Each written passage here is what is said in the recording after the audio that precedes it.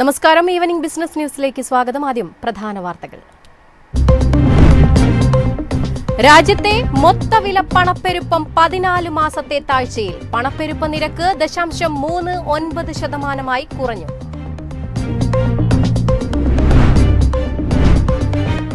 ആഗോള വെല്ലുവിളികൾക്കിടയിലും ഇന്ത്യൻ സമ്പദ് വ്യവസ്ഥ ശക്തമായി നിലനിൽക്കുമെന്ന് റിപ്പോർട്ട്. കരുത്തായത് കുറഞ്ഞ പണപ്പെരുപ്പവും നിക്ഷേപങ്ങളിലെ സ്ഥിരതയും.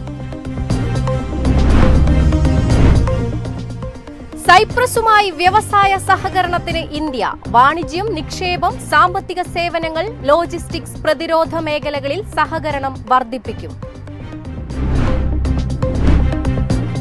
ഇസ്രായേൽ ഇറാൻ സംഘർഷം രൂക്ഷമായതോടെ ഇന്ധനവില കുതിക്കാൻ സാധ്യത. തുടർച്ചയായി 2ാം ദിവസവും അസംസ്കൃത എണ്ണവില ഉയർന്നു.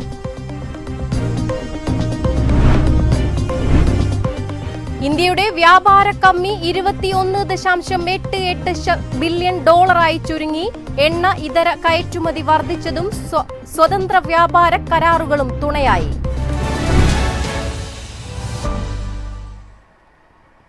വിശദമായ വാർത്തകൾ നോക്കാം.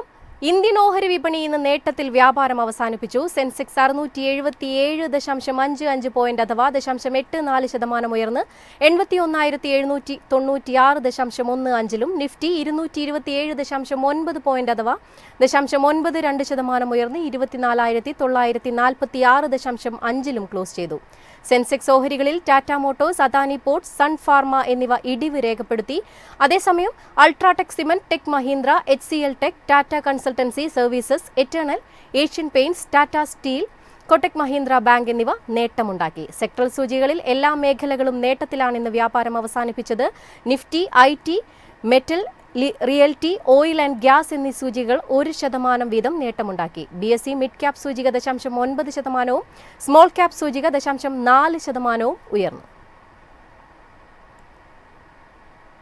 രാജ്യത്തെ മൊത്തവില പണപ്പെരുപ്പം 14 മാസത്തെ താഴ്ചയിൽ. പണപ്പെരുപ്പ നിരക്ക് 0.39% കുറഞ്ഞു. പച്ചക്കറി, ഉള്ളി, പയറുവർഗ്ഗങ്ങൾ തുടങ്ങിയ അവശ്യവസ്തുക്കളുടെ വിലയിലുണ്ടായ ഇടിവാണ് പണപ്പെരുപ്പ നിരക്കിൽ പ്രതിഫലിച്ചത്. ഭക്ഷ്യവസ്തുക്കളുടെ മൊത്തവില വളർച്ചാ നിരക്ക് ഏപ്രിൽ മാസം 2.55% മെയ് മാസത്തിൽ 1.72% കുറഞ്ഞിരുന്നു. ഇന്ധനവിലയിലുണ്ടായ ഇടിവും കരുത്തായി. ഭക്ഷ്യേതര ഉൽപാദനം, ധാതുക്കൾ, ഇന്ധനം, വൈദ്യുതി എന്നീ വിഭാഗങ്ങളാണ് കഴിഞ്ഞ മാസങ്ങളിലെ പ്രധാന ഇടിവിന് കാരണമായതെന്നാണ് ICRAയിലെ സാമ്പത്തിക വിദഗ്ധൻ രാഹുൽ അഗർവാൾ പറഞ്ഞത്. മെയ് മാസത്തിൽ രാജ്യത്തെ ചില്ലറ പണപ്പെരുപ്പം 2.82%, അതായത് 6 വർഷത്തെ ഏറ്റവും താഴ്ന്ന നില. ഇതും മൊത്തവില പണപ്പെരുപ്പത്തിനെ പിന്തുണച്ചതായി അദ്ദേഹം വ്യക്തമാക്കി. അതേസമയം മൊത്തവില പെരുപ്പത്തിന്റെ 60%-ലധികം വരുന്ന നിർമ്മിത ഉൽപ്പന്നങ്ങളുടെ പണപ്പെരുപ്പ നിരക്ക് മെയ് മാസത്തിൽ 2.04% വളർന്നിട്ടുണ്ടെന്നും സർക്കാർ ഡേറ്റകൾ വ്യക്തമാക്കി. News desk, MyFin TV. ആഗോള വെല്ലുവിളികൾക്കിടയിലും ഇന്ത്യൻ സമ്പദ് വ്യവസ്ഥ ശക്തമായി നിലനിൽക്കുന്നതായി റിപ്പോർട്ട്. കരുത്തായത് കുറഞ്ഞ പണപ്പെരുപ്പവും നിക്ഷേപങ്ങളിലെ സ്ഥിരതയും. ഇന്ത്യയുടെ സമ്പദ് വ്യവസ്ഥ സ്ഥിരതയുള്ളതും വളരുന്നതും ആഗോള ആഭ്യന്തര വെല്ലുവിളികളെ അതിജീവിക്കുന്നതുമാണെന്ന് കെയർ എഡ്ജ് റിപ്പോർട്ട് പറയുന്നു. ഉറച്ച GDP വളർച്ച കരുത്തായി തുടരുന്നു. നല്ല വിളവെടുപ്പും മഴയും കാരണം ഭക്ഷ്യപ്പണപ്പെരുപ്പം കുറഞ്ഞു വരികയാണ്. 2026 സാമ്പത്തിക വർഷത്തിൽ പണപ്പെരുപ്പം ശരാശരി 4% പ്രതീക്ഷ. 2025-ലെ 4.6% നിന്നുള്ള കുറവാണിത്. ധനക്കമ്മി GDPയുടെ 4.8% നിലനിർത്താൻ കേന്ദ്ര സർക്കാരിന് സാധിച്ചിട്ടുണ്ട്. നടപ്പ് സാമ്പത്തിക വർഷത്തിലും സാമ്പത്തിക അച്ചടക്കം തന്നെയാണ് സർക്കാരിൽ നിന്ന് പ്രതീക്ഷിക്കുന്നത്. സർക്കാരിന്റെ മൂലധന വിനിയോഗം 10.5 ട്രില്യനായി ഉയർന്നു. അടിസ്ഥാന സൗകര്യങ്ങളിൽ സർക്കാർ വൻതോതിൽ നിക്ഷേപം നടത്തുന്നു. എന്നാൽ ഗാർഹിക കടം വർദ്ധിക്കുന്നത്, ഉപഭോഗം ആവശ്യകതയിലെ കുറവ്, വ്യാപാര കമ്മി തുടങ്ങിയവ ആശങ്കയായി നിലനിൽക്കുന്നുണ്ടെന്നും റിപ്പോർട്ട് ചൂണ്ടിക്കാട്ടി. News desk, MyFin TV. സൈപ്രസുമായി വ്യവസായ സഹകരണത്തിന് ഇന്ത്യ. വാണിജ്യം, നിക്ഷേപം, സാമ്പത്തിക സേവനങ്ങൾ, ലോജിസ്റ്റിക്സ്, പ്രതിരോധ മേഖലകളിൽ സഹകരണം വർദ്ധിപ്പിക്കും. G7 ഉച്ചകോടിയിൽ പങ്കെടുക്കുന്നതുൾപ്പെടെയുള്ള ത്രിരാഷ്ട്ര സന്ദർശനത്തിന്റെ ഭാഗമായാണ് മോദി സൈപ്രസിലെത്തിയത്. 2 പതിറ്റാണ്ടിനിടെ സൈപ്രസിലെത്തുന്ന ആദ്യത്തെ ഇന്ത്യൻ പ്രധാനമന്ത്രിയാണ് നരേന്ദ്രമോദി. രാജ്യത്തെത്തിയ മോദിയെ സ്വീകരിക്കാൻ പ്രോട്ടോകോൾ മറികടന്ന് സൈപ്രസ് പ്രസിഡന്റ് ക്രിസ്റ്റോഡൌലിഡ്സ് നേരിട്ടെത്തിയതും വാർത്തയായിരുന്നു. അതേസമയം വ്യാപാരം, സുരക്ഷ, സാങ്കേതികവിദ്യ തുടങ്ങിയവയിലെ സഹകരണം ശക്തിപ്പെടുത്തുന്നത് സംബന്ധിച്ച് ഇരു നേതാക്കളും ചർച്ച നടത്തി. സൈപ്രസിലെ വിവിധ കമ്പനികളുടെ CEOമാരുമായി മോദി കൂടിക്കാഴ്ച നടത്തി. ഇന്ത്യയിലെ നിക്ഷേപ സാധ്യതകൾ പ്രയോജനപ്പെടുത്താൻ അദ്ദേഹം കമ്പനികളോട് ആഹ്വാനം ചെയ്തു. അതേസമയം തുർക്കി പാകിസ്ഥാൻ സഖ്യത്തെ ചെറുക്കുന്നതിനായി മെഡിറ്ററേനിയൻ മേഖലയിലെ ഇന്ത്യയുടെ തന്ത്രം മുന്നോട്ട് കൊണ്ടുപോകാനുള്ള ശ്രമമാണ് സൈപ്രസ് സന്ദർശനമെന്ന വിലയിരുത്തലുകളുമുണ്ട്. സമുദ്രബന്ധവും തന്ത്രപരമായ സ്ഥാനവും കാരണം ഇന്ത്യ മിഡിൽ ഈസ്റ്റ് യൂറോപ്പ് സാമ്പത്തിക ഇടനാഴിയിലെ ഒരു പ്രധാനപ്പെട്ട കേന്ദ്രമാക്കി സൈപ്രസിനെ മാറ്റിയേക്കുമെന്നാണ് അനലിസ്റ്റുകൾ പറയുന്നത്. 2026 നടക്കുന്ന യൂറോപ്യൻ യൂണിയന്റെ കൗൺസിലിന്റെ അധ്യക്ഷ പദവി വഹിക്കുന്നതും സൈപ്രസ് ആണ്. അതിനാൽ മോദിയുടെ സന്ദർശനം ഇന്ത്യ യൂറോപ്യൻ യൂണിയൻ സഹകരണം കൂടുതൽ ആഴത്തിലാക്കും. കിഴക്കൻ മെഡിറ്ററേനിയൻ പ്രകൃതിവാതക പരിവേഷണത്തിൽ സൈപ്രസ് ഒരു പ്രധാന പങ്കാളിയുമാണ്. ഇന്ത്യ ഊർജ്ജ സ്രോതസ്സുകൾ വൈവിധ്യവൽക്കരിക്കാൻ ശ്രമിക്കുമ്പോൾ ഈ മേഖലയിൽ ഒരു പങ്കാളിത്തത്തിനുള്ള സാധ്യതയും ഉയർന്നുവരുന്നു. ഇന്ത്യയിലെ വിദേശ നിക്ഷേപത്തിന്റെ ഒരു പ്രധാന സ്രോതസ്സുമാണ് സൈപ്രസ്. കൂടാതെ ഇന്ത്യയുമായി ഇരട്ട നികുതി ഒഴിവാക്കൽ കരാറും നിലനിർത്തിവരുന്നു. News desk MyFin TV. Office സമയം കഴിഞ്ഞാലും അവധി ദിനമാണെങ്കിലും പണത്തിന് ആവശ്യമെങ്കിൽ മൊബൈൽ ആപ്പ് വഴി ഉടനടി അക്കൗണ്ടിലെത്തും. അതാണ് KSFE smart gold over draft. ഏത് ശാഖയിലും സ്വർണം വയ്ക്കൂ. മൊബൈൽ ആപ്പ് വഴി എപ്പോഴും എവിടെ വച്ചും പണം പിൻവലിക്കൂ. പരമാവധി 50 ലക്ഷം രൂപ വരെ. അതിവേഗ പ്രോസസിംഗ്. 24/7 സേവനം.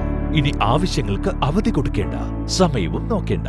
KSFE smart gold over draft. Digitally super charge your gold. Israel Iran സംഘർഷം രൂക്ഷമായതോടെ ഇന്ധനവില ചാഞ്ചാട്ടത്തിലാണ്. ഇത് ഇന്ത്യക്ക് ഏത് തരം പ്രത്യാഘാതങ്ങളാണ് സൃഷ്ടിക്കുക എന്ന് നമുക്ക് നോക്കാം. കൂടുതൽ വിശദാംശങ്ങളുമായി ശ്രുതി ലാൽ ചേരുകയാണ്. ശ്രുതി, ഇറാൻ ഇസ്രായേൽ സംഘർഷം കാരണം ഇന്ധനവില വർദ്ധിക്കുമോ? വിശദാംശങ്ങൾ എന്തൊക്കെയാണ്? ഇസ്രയേൽ ഇറാൻ സംഘർഷം രൂക്ഷമായതോടുകൂടി ആഗോള ഇന്ധന വിപണി ചാഞ്ചാട്ടത്തിലാണ്. കഴിഞ്ഞ ദിവസങ്ങളിൽ ബ്രെന്റ് ക്രൂഡിന്റെ വില $78, അതായത് ബാരലിന് $78 വരെ എത്തിയത് നമ്മൾ കണ്ടു. കഴിഞ്ഞ 5 മാസത്തിനിടയിലെ ഏറ്റവും വലിയ ഉയരത്തിലുള്ള വിലയായിരുന്നു ഇത്. ഈ ക്രൂഡിന്റെ വില ഉയരുന്നു എന്ന് പറഞ്ഞിട്ടുണ്ടെങ്കിൽ ചരക്ക് നീക്കത്തിലും ഷിപ്പിംഗിലും ചിലവ് ഉയരുന്നു എന്നത് കൂടിയാണ്. നമ്മൾ ഇന്ത്യയിലേക്ക് നോക്കുകയാണെങ്കിൽ ഇന്ത്യൻ ഓയിൽ സപ്ലൈ കുറയാനിടയുണ്ടെന്നും കയറ്റുമതി ചെലവ് 40 മുതൽ 50% വരെ വർദ്ധിക്കുമെന്നുമാണ് ഇപ്പോൾ വിലയിരുത്തലുകൾ വരുന്നത്. ഇന്ത്യൻ ഓയിൽ മാർക്കറ്റിംഗ് കമ്പനികളുടെയും ഗ്യാസ് കമ്പനികളുടെയും വരുമാനത്തിൽ ഇതിന്റെ പ്രത്യാഘാതം ഉണ്ടാകുമെന്ന് ICIC സെക്യൂരിറ്റീസിന്റെ റിപ്പോർട്ടും പറയുന്നുണ്ട്. ഇന്ത്യ ആഭ്യന്തര ആവശ്യങ്ങൾക്കുള്ള ക്രൂഡ് ഓയിലിന്റെ 80% ഇറക്കുമതി ചെയ്യുന്ന ഒരു രാജ്യമാണ്. അതേസമയം ഇറാനിൽ നിന്ന് നമ്മൾ വലിയ രീതിയിലുള്ള എണ്ണ ഇറക്കുമതികൾ ഒന്നും ചെയ്യുന്നില്ല. പക്ഷെ ഇന്ത്യ ആശങ്കപ്പെടുത്തുന്നത് ഹോർമുസ് കടലിടുക്ക് വഴിയുള്ള ചരക്ക് നീക്കമാണ്. ഈ ഹോർമുസ് കടലിടുക്ക് വഴിയുള്ള ചരക്ക് ഗതാഗതം തടസ്സപ്പെടുകയാണെങ്കിൽ ഇന്ത്യയുടെ ഇറാഖിലേക്കും അതുപോലെ ഇറാഖിൽ നിന്നും UAE നിന്നും അടക്കമുള്ള ഇന്ധന വരവ് കുറയും. വടക്ക് ഇറാനും തെക്ക് അറേബ്യൻ ഉപഭൂഖണ്ഡത്തിനും ഇടയിലാണ് ഹോർമുസ് കടലിടുക്ക് എന്നുള്ളത് നിർണായകമായ ഒരു ചെക്ക് പോയിന്റ് ആണ്. ആഗോളതലത്തിലെ 20% LNG ട്രേഡും ക്രൂഡ് ഓയിൽ കയറ്റുമതിയുടെ വലിയ ഭാഗവും ഈ ഹോർമുസിലൂടെയാണ് കടന്നു പോകുന്നത്. ഏതെങ്കിലും തരത്തിലുള്ള പ്രശ്നങ്ങൾ ഉണ്ടായാൽ സൗദി അറേബ്യന്റെയും ഇറാഖിന്റെയും UAE ഒക്കെ ക്രൂഡ് സപ്ലൈ ഈ വഴിയിലെത്തുമ്പോൾ ഇവിടുന്ന് തടസ്സപ്പെടും. അതോടുകൂടി ഇന്ത്യയുടെ കയറ്റുമതിക്ക് അത് വലിയ വെല്ലുവിളി സൃഷ്ടിക്കും. നിലവിൽ ഇപ്പോൾ താൽക്കാലികമായ ചാഞ്ചാട്ടമാണ് ഓയിൽ വിപണിയിലുള്ളത്. അതുകൊണ്ട് തന്നെ ഇന്ത്യൻ വിപണിയിൽ വിലവർധനയ്ക്ക് സാധ്യതകൾ ഇല്ല എന്നാണ് വിലയിരുത്തുന്നത്. പക്ഷെ മുന്നോട്ടേക്ക്, അതായത് ഈ സംഘർഷം രൂക്ഷമാവുകയാണെങ്കിൽ സ്വാഭാവികമായിട്ടും ഇന്ത്യൻ കമ്പനികൾ വില വർദ്ധിപ്പിക്കാൻ, രാജ്യത്തെ ഇന്ധന വില വർദ്ധിപ്പിക്കാൻ ആവശ്യപ്പെടാനുള്ള ഒരു സാധ്യതയുണ്ടെന്നും വിപണി വിദഗ്ധർ വിലയിരുത്തുന്നുണ്ട്. ഇസ്രായേൽ ഇറാൻ സംഘർഷം രൂക്ഷമായതോടുകൂടി ഇന്ധനവില വർധനവിനുള്ള സാധ്യത കൂടുകയാണ്. വിശദാംശങ്ങളാണ് ശ്രുതി നൽകിയത്. നമുക്ക് മറ്റു വാർത്തകൾ നോക്കാം. മെയ് മാസത്തിൽ ഇന്ത്യയുടെ വ്യാപാര കമ്മി $21.88 ബില്യൺ ചുരുങ്ങി. എണ്ണ ഇതര കയറ്റുമതി വർദ്ധിച്ചതും സ്വതന്ത്ര വ്യാപാര കരാറുകളും തുണയായി. US താരിഫുകളും നയ അനിശ്ചിതത്വങ്ങളും ആഗോള വ്യാപാരത്തെ തടസ്സപ്പെടുത്തിയെങ്കിലും ഇലക്ട്രോണിക്സ്, ഫാർമസ്യൂട്ടിക്കൽസ് മേഖലയിലെ കയറ്റുമതിയാണ് ഡേറ്റകൾ പ്രതിഫലിച്ചത്. വ്യാപാര കമ്മി ഏപ്രിൽ മാസത്തിൽ $26.42 ബില്യൺ ആയിരുന്നു. 25 ബില്യൺ വിടവാണ് ഇത്തവണ വിപണി പ്രതീക്ഷിച്ചത്. ഇറക്കുമതി കഴിഞ്ഞ വർഷത്തെ അപേക്ഷിച്ച് 1.7% കുറഞ്ഞ് $60.61 ബില്യൺ അതേസമയം കയറ്റുമതിയും ഇതേ കാലയളവിൽ 2.2% കുറഞ്ഞ് $38.73 ബില്യൺ ഇലക്ട്രോണിക് ഉൽപ്പന്നങ്ങളാണ് കയറ്റുമതിയിൽ മുന്നിട്ട് നിന്നത്. കയറ്റുമതിയിലെ ഈ വിഭാഗത്തിലെ വാർഷിക വളർച്ച 54%. ഫാർമസ്യൂട്ടിക്കൽ, സമുദ്രോൽപ്പന്നങ്ങൾ, തുണിത്തരങ്ങൾ പോലുള്ള തൊഴിൽ മേഖലകളും നേട്ടങ്ങൾ കൈവരിച്ചു. ഏപ്രിൽ മെയ് കാലയളവിൽ പെട്രോളിയം ഇതര വ്യാപാര കയറ്റുമതിയിൽ 7.5% വർധനവുണ്ടായി. എന്നിരുന്നാലും പ്രധാന കയറ്റുമതി 2024 മെയ് മാസത്തിൽ $39.59 ബില്യൺ നിന്ന് 2025 മെയ് മാസത്തിൽ $38.73 ബില്യൺ കുറഞ്ഞു. പെട്രോളിയം ഉൽപ്പന്നങ്ങൾ, രത്നങ്ങൾ, ആഭരണങ്ങൾ, കോട്ടൺ നൂൽ എന്നിവ പ്രധാന ഘടകങ്ങളിൽ ഉൾപ്പെടുന്നു. News desk MyFin TV. ഇന്നത്തെ സ്വർണം വെള്ളി നിരക്കുകൾ. സ്വർണ്ണവില ഇടിവിൽ ഗ്രാമിന് 15 രൂപയും പവന് 120 രൂപയുമാണ് കുറഞ്ഞത്. ഇതോടെ സ്വർണം ഗ്രാമിന് 9,305 രൂപയും പവന് 74,440 രൂപയുമായി കുറഞ്ഞു. 18 ക്യാരറ്റ് സ്വർണത്തിനും വില കുറഞ്ഞു. ഗ്രാമിന് 10 രൂപ കുറഞ്ഞ് 7,635 രൂപയിലാണ് വ്യാപാരം നടന്നത്. വെള്ളി വിലയിൽ മാറ്റമില്ല. ഗ്രാമിന് 115 രൂപയായി തുടരുന്നു. കേരള വാർത്തകൾ നോക്കാം. സെൻസസ് നടത്തുന്നതിനുള്ള ഔദ്യോഗിക ഗസറ്റ് വിജ്ഞാപനം പ്രസിദ്ധീകരിച്ചു. കേന്ദ്ര ആഭ്യന്തരമന്ത്രി അമിത്ഷായുടെ നേതൃത്വത്തിൽ അവലോകന യോഗം ചേർന്ന് ഒരുക്കങ്ങൾ വിലയിരുത്തി. ജാതി സെൻസസ് കൂടി ഉൾപ്പെടുത്തിയാകും രാജ്യത്തെ 16ാമത് സെൻസസ് നടത്തുക. വിശദാംശങ്ങളുമായി അമലാണ് ചേരുന്നത്. അമൽ, 2011 രാജ്യത്ത് അവസാനമായി സെൻസസ് നടന്നത്. രാജ്യത്ത് സാധാരണയായി 10 വർഷം കൂടുമ്പോഴാണ് സെൻസസ് നടത്തിയിരുന്നത്. എന്നാൽ കോവിഡിനെ തുടർന്ന് ഇത് നീട്ടിവെക്കുകയായിരുന്നു. എന്തൊക്കെയാണ് വിജ്ഞാപനം സംബന്ധിച്ച വിശദാംശങ്ങൾ? 2027 സെൻസസിനായി കേന്ദ്ര ആഭ്യന്തര മന്ത്രാലയം വിജ്ഞാപനം പുറത്തിറക്കിയിരിക്കുന്നു. 16ാമത് സെൻസസിൽ ജനസംഖ്യാ കണക്കെടുപ്പിനൊപ്പം ജാതി സെൻസസും നടത്തും. 2 ഘട്ടങ്ങളിലായാണ് സെൻസസ് നടത്തുക. ആദ്യഘട്ടത്തിൽ ഓരോ വീട്ടിലെയും അടിസ്ഥാന സാഹചര്യങ്ങൾ, ആസ്തികൾ, സൗകര്യങ്ങൾ എന്നിവ സമാഹരിക്കും. തുടർന്ന് ജനസംഖ്യാ കണക്കെടുപ്പ് നടത്തുന്ന 2ാം ഘട്ടത്തിൽ ഓരോ വീട്ടിലെയും അംഗങ്ങളുടെ എണ്ണം, വ്യക്തികളുടെ സാമൂഹിക, സാമ്പത്തിക, ബന്ധപ്പെട്ടതുൾപ്പെടെയുള്ള മറ്റ് വിശദാംശങ്ങളാകും ശേഖരിക്കുക. സെൻസസ് പ്രവർത്തനങ്ങൾക്കായി ഏകദേശം 34 ലക്ഷം എന്യൂമറേറ്റർമാരെയും സൂപ്പർവൈസർമാരെയും ഏകദേശം 1.3 ലക്ഷം സെൻസസ് പ്രവർത്തകരെയും നിയോഗിക്കും. ലഡാക്കിലും ജമ്മു കശ്മീർ, ഉത്തരാഖണ്ഡ്, മഞ്ഞുമൂടി കിടക്കുന്ന മേഖലകളിലും സെൻസസ് 2026 ഒക്ടോബർ 1 മുതൽ ആരംഭിക്കാനാണ് തീരുമാനം. സെൻസസ് നടത്തുന്നതിനുള്ള ഔദ്യോഗിക ഗസറ്റ് വിജ്ഞാപനം പ്രസിദ്ധീകരിച്ചിരിക്കുന്നു. വാർത്തയുടെ വിശദാംശങ്ങൾ നൽകിയത് അമലാണ്. നമുക്ക് മറ്റൊരു പ്രധാനപ്പെട്ട വാർത്തയിലേക്ക് കൂടി പോകാം. രാജ്യത്ത് കോവിഡ് കേസുകൾ 7000 കടന്നു. പുതിയ കണക്കുകൾ പ്രകാരം 7383 ആക്റ്റീവ് കേസുകളാണ് റിപ്പോർട്ട് ചെയ്തിരിക്കുന്നത്. 24 മണിക്കൂറിനിടെ 11 കോവിഡ് മരണങ്ങൾ കൂടി റിപ്പോർട്ട് ചെയ്തിരിക്കുന്നു. വിശദാംശങ്ങളുമായി അനീഷ് ദേവസിയാണ് ചേരുന്നത്.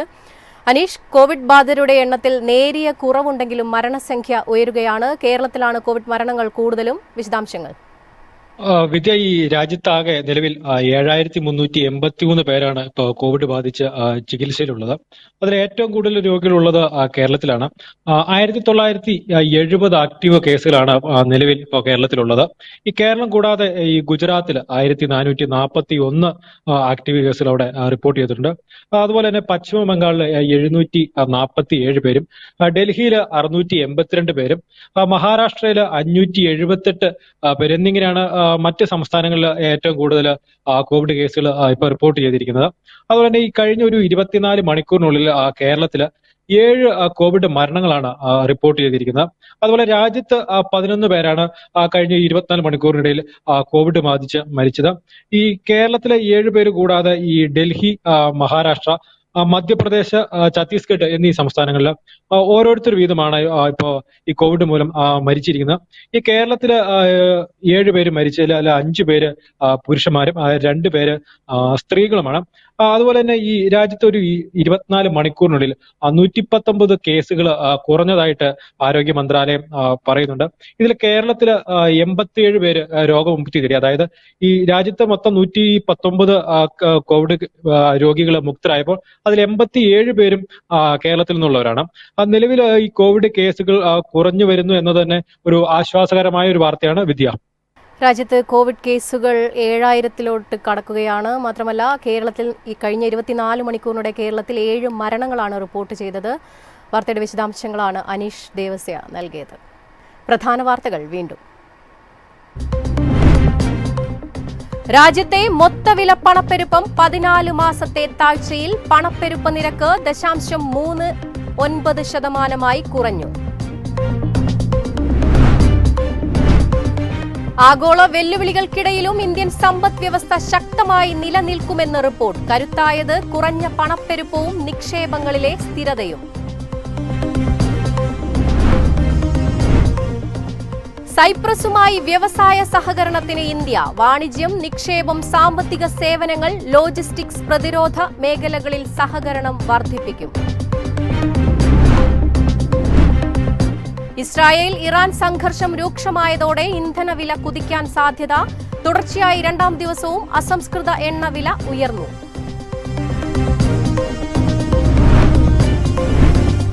ഇന്ത്യയുടെ വ്യാപാര കമ്മി 21.88 ബില്യൺ ഡോളറായി ചുരുങ്ങി. എണ്ണ ഇതര കയറ്റുമതി വർദ്ധിച്ചതും സ്വതന്ത്ര വ്യാപാര കരാറുകളും തുണയായി.